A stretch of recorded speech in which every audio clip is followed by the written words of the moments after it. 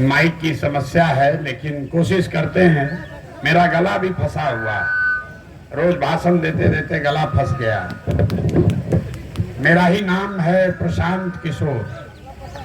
हम कोई नेता नहीं है और आपसे वोट मांगने, वोट की अपील करने नहीं आए। वोट नहीं मांगते।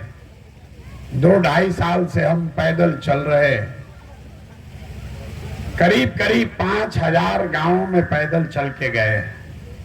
पश्चिम चंपारण से चलना शुरू किए और 2 बरस में चलते चलते अभी हम सुपौल अररिया तक पहुंचे। अभी आपके जिले में, गांव में आने में हमको 1 बरस और लगेगा, लेकिन बीच में अभी चुनाव है।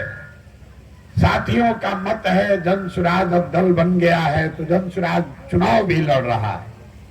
तो हमको जो जानता है वो बताता है कि हम चुनावी रणनीतिकार हैं। बड़े बड़े दल और नेताओं को चुनाव जीतने में मदद करते रहे। तो अब तो जन सुराज अपना ही दल है, अपने साथी चुनाव लड़ रहे हैं, तो उनकी मदद करना भी फर्ज है। इसलिए आज आपके गांव में आए हैं, लेकिन आपसे वोट नहीं मांगेंगे। वोट क्यों नहीं मांगते? वोट मांगने वाला तो हर 1-2 साल पर कोई ना कोई आपके पास आता ही है। जो आता है यही कहता है हमको वोट दे दीजिए, हम आएंगे, आपका सब काम कर देंगे। यही सुन सुन के जीवन भर से आप वोट दिए जा रहे हैं। 40-45 साल तक आपने, हमने इस देश में कांग्रेस का शासन बनाया।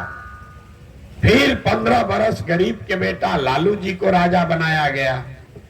अभी 18-19 साल से नीतीश बाबू और भाजपा वाले सत्ता में बैठे हैं। दिल्ली में लोगों ने मोदी जी को भी जिताकर बैठाकर देख लिया। आपका और आपके बच्चों का जीवन नहीं सुधरा।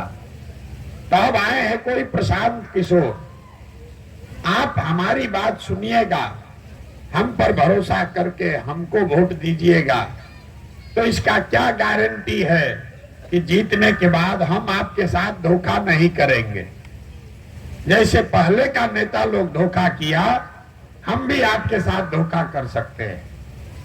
भाई, वोट से पहले तो हर आदमी अच्छे बतियाता है, वोट के बाद आपका गला काटता है। हमको कि इसीलिए हम वोट मांगते ही नहीं है। हमको लोगों ने बताया इस गांव में बहुत पठान समाज के लोग रहते हैं। आप हैं तो मुसलमान ही, तो मैंने सोचा आपसे मशवरा कर लेते हैं। तो हम इस मजलिस को चुनाव की मजलिस के तौर पर नहीं देखते हैं। ये चुनावी सभा नहीं है, ये मेरे लिए आपके साथ मशवरे की मजलिस है। मशवरे की मजलिस इसलिए है कि आपके इस्लाम में ही ये बताया गया, जब आगे का रास्ता न दिखे तो बेशक मशवरे में खैर है। इसीलिए आज आपके गांव में आए, इसीलिए आपके गांव में आए। 5000 गांव में पैदल चले तो हर गांव में जो स्थिति देखते हैं, हर दिन मंच से, माइक से रोज खुले में कहते हैं कि दलितों के बाद सबसे ज्यादा गरीब, बदहाल, फटेहाल अगर कोई है तो वो मुसलमान है। आपकी इतनी बड़ी आबादी है, आप इतना वोट देते हैं, लेकिन जैसे दलितों की दुर्दशा है, करीब करीब उतनी ही दुर्दशा मुसलमानों की भी है। लोगों से बात करते हैं, भाई मुसलमानों की इतनी दुर्दशा क्यों है? तो लोग बताते हैं, भैया हम लोग का सब लोग इस्तेमाल करता है, हम लोग की मदद कोई नहीं किया, सब हमसे वोट लेते हैं और हमको कोई भागीदारी, हिस्सेदारी नहीं देता। कोई लालू जी को दोषी बताता है, कोई भाजपा को गाली दे रहा है, कोई कांग्रेस को बताता है। मैं अपने अनुभव से आपको बता रहा हूं, आपकी दुर्दशा इसलिए नहीं है कि आपको कांग्रेस ने ठगा कि लालू ने ठगा। आपकी दुर्दशा इसलिए नहीं है कि देश में भाजपा की सरकार है। आपकी दुर्दशा, मुसलमानों की दुर्दशा इसलिए है कि आज ज्यादातर मुसलमान ज्यादातर मुसलमान सामाजिक राजनीतिक नजरिए से आपके कौम में जो बातें बताई हैं उससे भी आपने किनारा कर लिया है। आपके कौम में आप कह रहे हैं कि आज का जो हुक्मरान है, आज के जो शासक हैं, वो आपके बच्चों की चिंता नहीं कर रहे, आपका नाली गली नहीं बनवा रहा, आपके रोजगार की बात नहीं कर रहा है, आपके बच्चों के पढ़ाई की बात नहीं कर रहा है।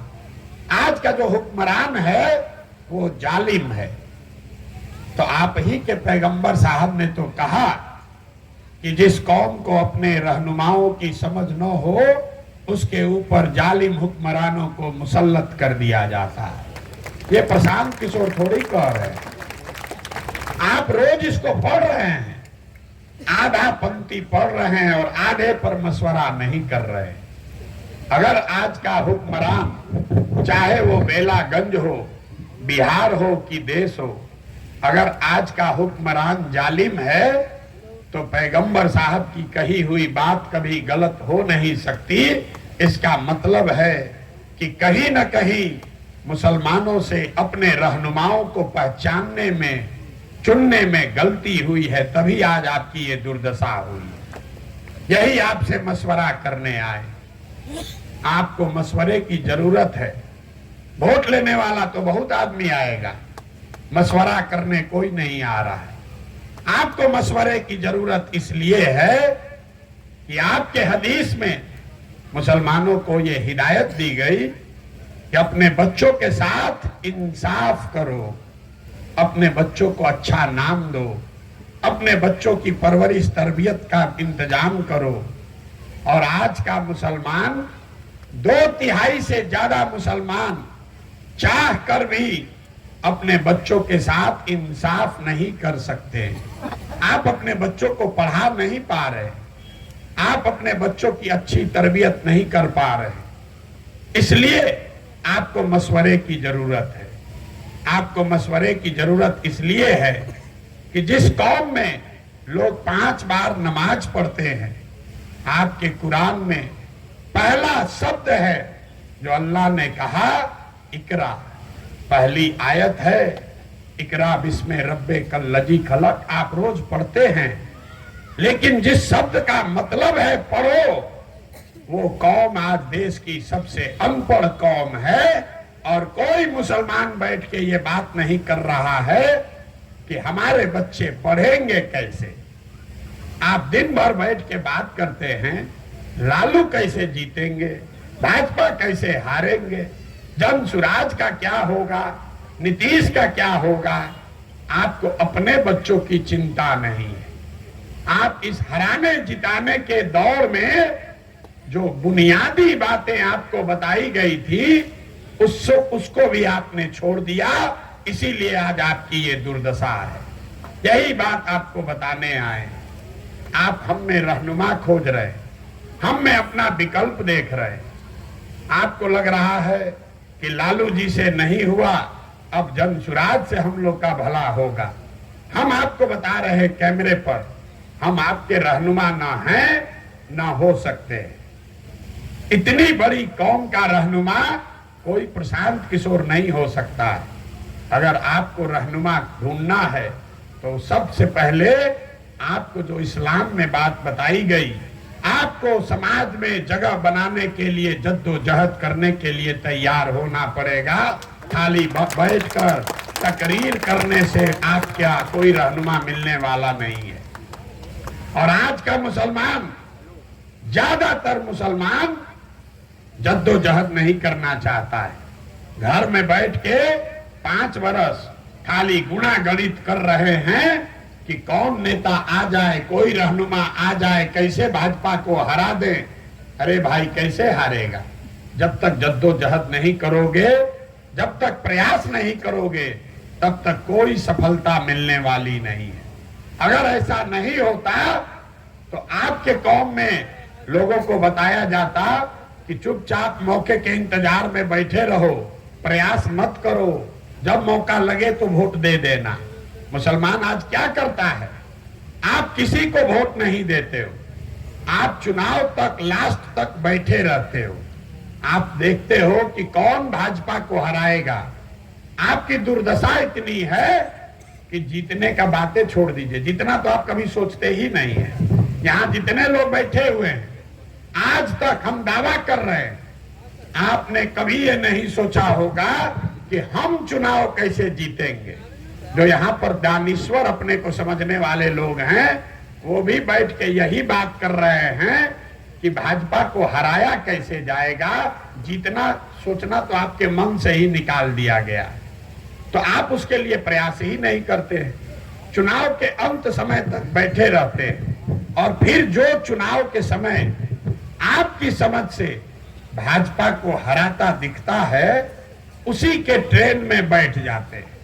वो आदमी सही हो या गलत, आपका हक उसने लूटा भी हो, अगर आपको लगता है कि भाजपा को हराएगा तो उसी के साथ आप हो लेते हैं। फिर जब वो जीत कर आता है तो एक तो आप जिता नहीं पाइएगा, और अगर आपने जिता दिया तो वो भी आपको अपने बगल में नहीं बैठाता है, आपके बच्चों का चिंता नहीं करता है, क्योंकि आपने जिसको हराने का कोशिश किया वो तो आपको परेशान करेगा ही करेगा।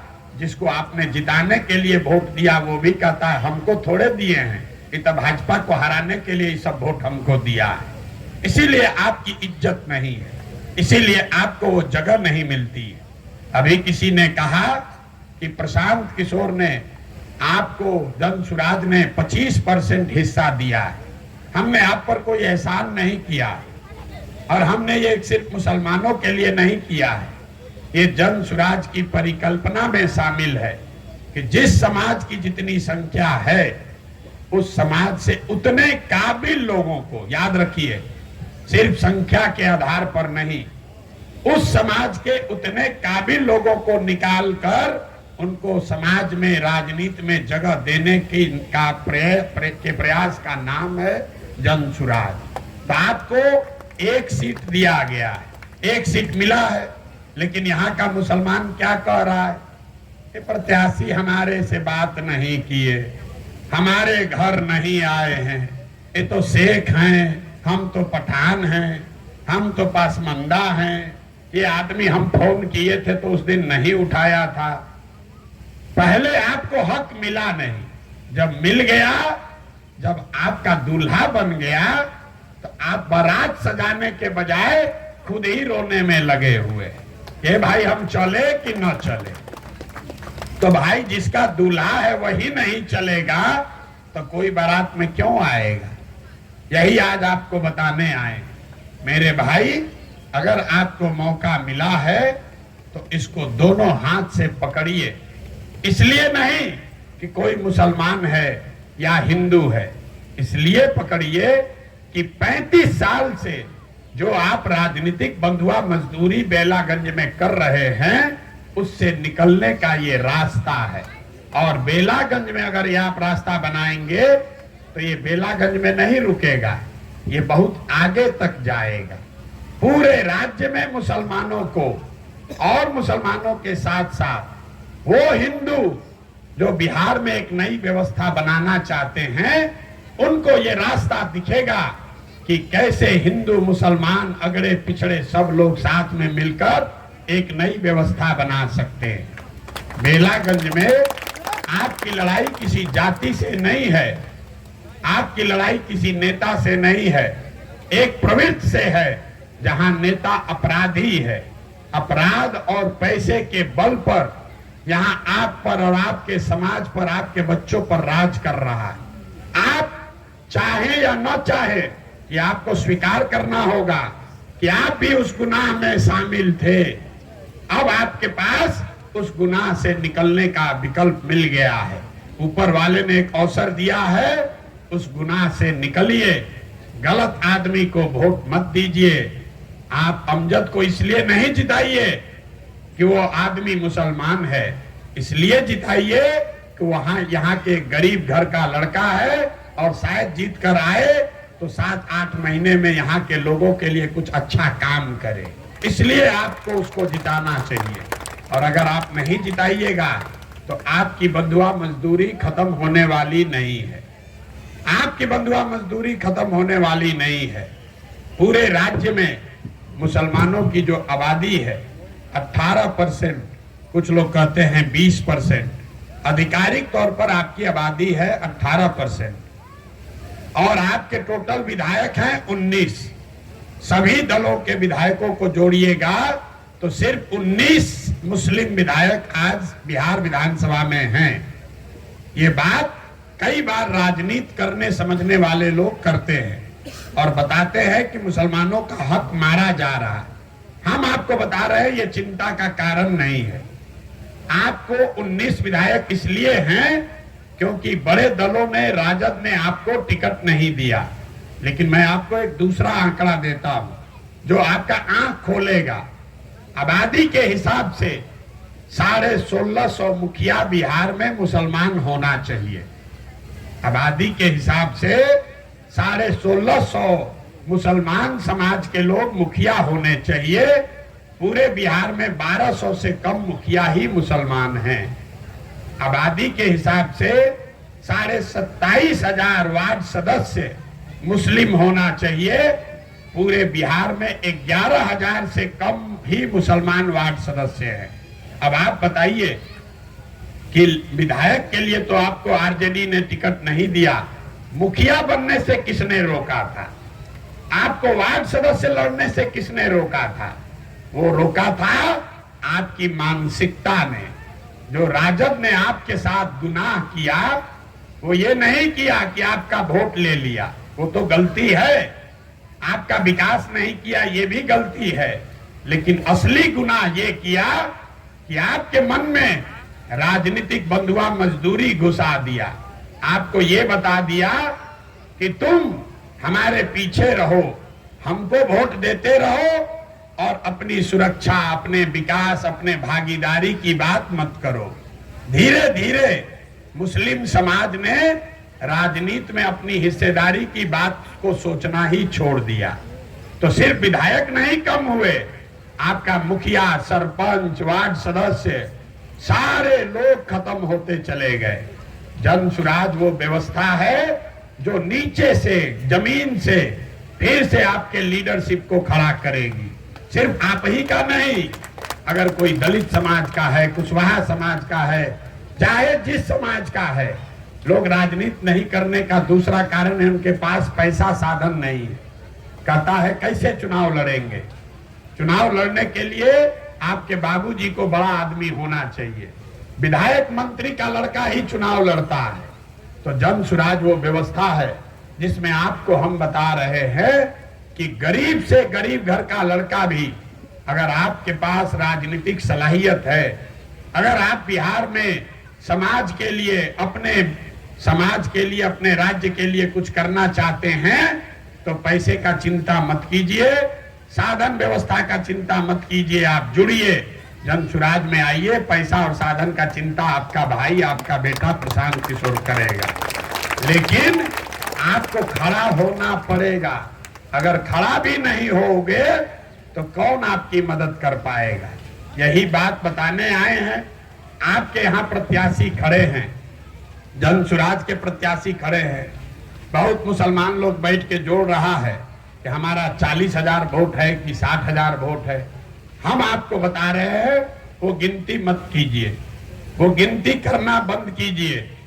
अगर आप अपने प्रत्याशी को जिताना चाहते हैं तो आपको मुफ्त में एक सलाह दे देते हैं। अभी फैज भाई बता रहे थे कि ये सलाह देने के लिए सैकड़ों करोड़ रुपया लेते हैं, लेकिन आपको चुनाव जिताने का एक मुफ्त में सलाह दे देते हैं। जितने लोग यहाँ आए हैं वो चाहे मुसलमान हैं, हिंदू हैं, अगर आप जन सुराज के, अहमद के सपोर्टर हैं, समर्थक हैं, उनको जिताना चाहते हैं तो कुछ मत कीजिए। अब आपके मित्र मंडली में 5 ऐसे लोगों को चुनिए जो मुसलमान नहीं है। जिस 5 हिंदू को आप जानते हैं, वो किसी भी जाति का हो, किसी भी समाज का हो, ऐसे 5 हिंदुओं को आप जरूर जानते हैं जिनसे आपका डेली उठना बैठना रास्ता है। उन संकल्प लीजिए, अगले 10 दिन में उन 5 हिंदू परिवारों के घर जाइए और उनसे बताइए कि क्यों उनको जन सुराज को या अमजद साहब को वोट देना है। इतनी सेवा अपने कौम के नाम पर या प्रत्याशी के समर्थक होने के नाम पर या बिहार में नई व्यवस्था बनाने के लिए इतना काम जरूर कीजिए। अगर आप 5 आदमी को भी मिलकर बताएंगे तो आपकी आबादी अगर 50,000 है तो 2 लाख लोगों तक आप अपनी बात पहुंचा पाएंगे। और इसमें 1 रुपया भी खर्चा नहीं है, कोई गाड़ी नहीं चाहिए, सभा नहीं करनी है। आप पहले से उन लोगों को जानते हैं, उनके साथ उठते बैठते हैं, उनसे आपकी दोस्ती है, उनसे आपका आना जाना ईद दिवाली में है।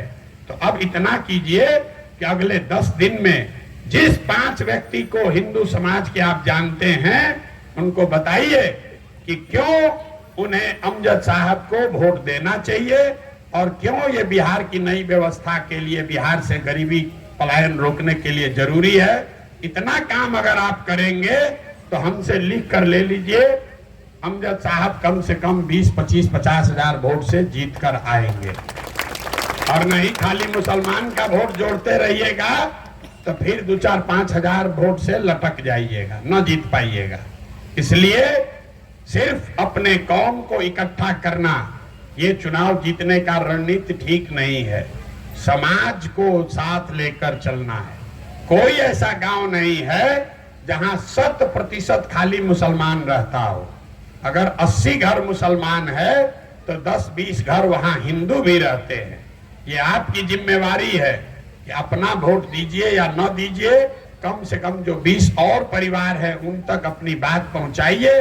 उनको बताइए कि जो प्रत्याशी हैं वो सबके बेहतरी के लिए है, वो हिंदू मुसलमान के लिए नहीं है, वो सब गरीब अमीर सबके लिए है, सब जाति के लिए है।